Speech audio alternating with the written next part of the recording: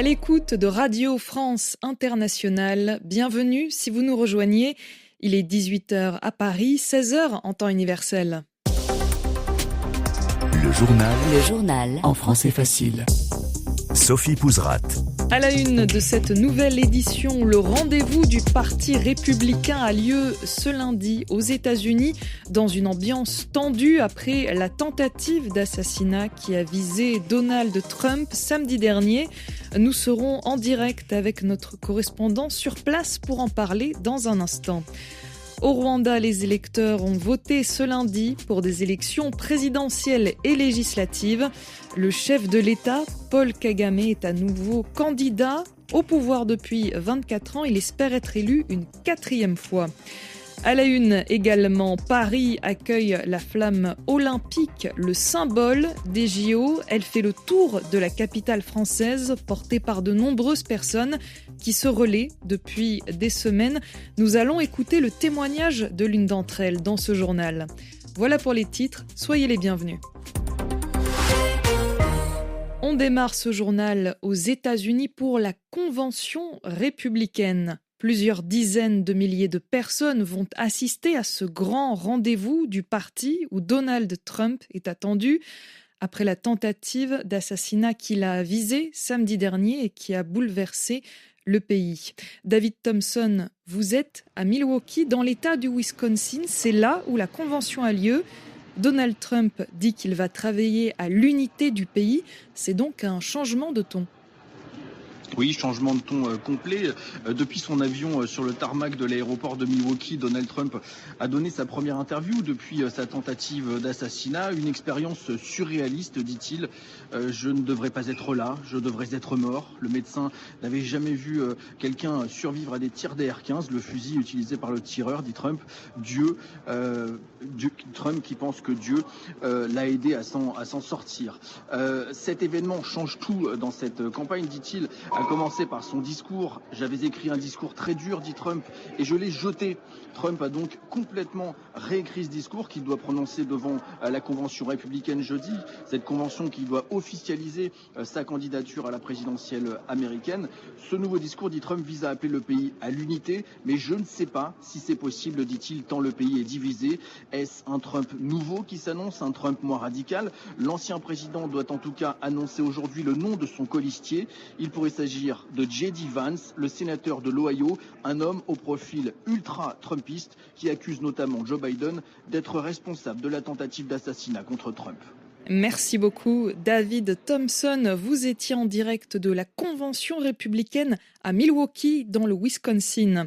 Donald Trump a aussi pris la parole sur ses problèmes avec la justice. Il veut qu'elle annule toutes les poursuites contre lui.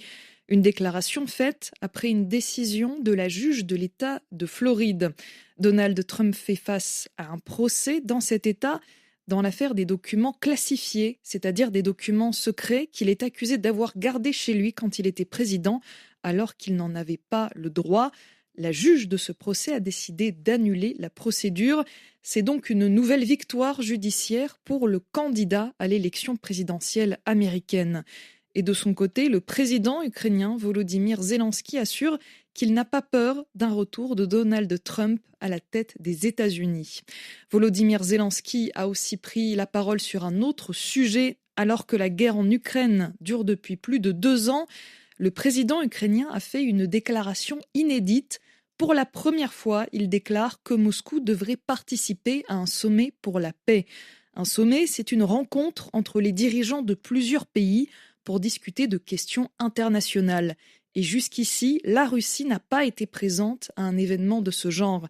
Un premier sommet pour la paix en Ukraine a eu lieu au mois de juin, en Suisse, avec plusieurs dizaines de pays invités, mais sans représentants russes. Maintenant, Volodymyr Zelensky dit vouloir présenter un plan pour une paix juste au mois de novembre pour le prochain sommet sur le sujet, avec la présence de représentants de la Russie. Les électeurs votent ce lundi au Rwanda pour un double scrutin. Ils doivent voter à la fois pour l'élection présidentielle et pour les élections législatives. Le chef de l'État, à la tête du pays depuis 24 ans, Paul Kagame, est candidat. Il espère être élu une 4e fois au poste de président. À Rubavu, ville rwandaise à la frontière avec Goma en République démocratique du Congo. Les bureaux de vote ont ouvert à 7h du matin ce lundi, comme partout ailleurs dans le pays. Dans cette ville, le commerce transfrontalier, c'est-à-dire qui concerne les deux côtés d'une frontière, emploie de nombreux habitants et les électeurs espèrent un apaisement des tensions entre la République démocratique du Congo et le Rwanda. Un reportage de Lucie Mouillot. Une musique qui résonne dans la cour d'école où les files d'électeurs attendent devant plusieurs salles de classe transformées en bureaux de vote. Sirikare Areruya est venu aux premières heures. C'est important pour moi de voter pour qui je veux à partir des promesses de campagne. Quand j'aurai terminé, j'irai au Congo comme tous les jours parce que je travaille là-bas. Comme de nombreux électeurs de Rubavu, le mécanicien est venu voter le plus tôt possible pour traverser à temps la frontière vers Goma. Depuis 2 ans et le début du conflit au Nord Kivu lié au M23, le poste de la petite barrière ferme tôt dans l'après-midi à 15h, une limite qui bloque une partie de son commerce. 15h, c'est encore l'heure de travailler. On nous dit qu'on ferme tôt à cause de la guerre. Avant, on fermait à 18h, mais ces nouveaux horaires, c'est très compliqué. Plus loin, un point d'encre sur le doigt comme signe de son vote, Dani Daishimiye se prépare désormais à transporter des marchandises à la frontière. Il y a des risques, mais nous n'avons pas d'autre choix que de traverser pour gagner notre vie. Ce qui doit changer, c'est la relation entre les deux pays, pour qu'on puisse traverser sans problème. Beaucoup d'électeurs espèrent un apaisement de la situation pour un retour à la normale de cette frontière parmi les plus empruntées du continent africain. Lucie Mouillot, Rubavu, RFI. Des bombardements et des tirs ont à nouveau visé la bande de Gaza ce lundi. L'armée israélienne continue son attaque militaire contre le Hamas dans cette zone. Et ces derniers jours, des frappes meurtrières ont touché un camp de personnes déplacées et une école qui abritait des civils. Ce lundi, le ministre de la Santé du Hamas annonce un nouveau bilan de 38 664 morts depuis le 7 octobre dernier. En parallèle, le mouvement islamiste a dénoncé, je cite, des massacres commis par Israël contre des civils non armés et a dit qu'il se retirait des discussions pour un cessez-le-feu. En France, à présent, c'est toujours l'incertitude politique. Plus d'une semaine après le résultat des élections législatives, aucun nouveau Premier ministre n'a été désigné, toujours pas de nouveau gouvernement. Aucune majorité claire ne se dégage, alors que les nouveaux députés doivent se présenter à l'Assemblée nationale ce jeudi pour une session marquée notamment par la constitution des groupes et l'élection du président de l'Assemblée. Malgré son arrivée en tête du scrutin législatif, le nouveau Front populaire ne parvient pas non plus à désigner un nom de candidat au poste de Premier ministre à proposer au président Emmanuel Macron. La France se prépare aussi au début des Jeux Olympiques de Paris qui vont commencer le 26 juillet par la traditionnelle cérémonie d'ouverture.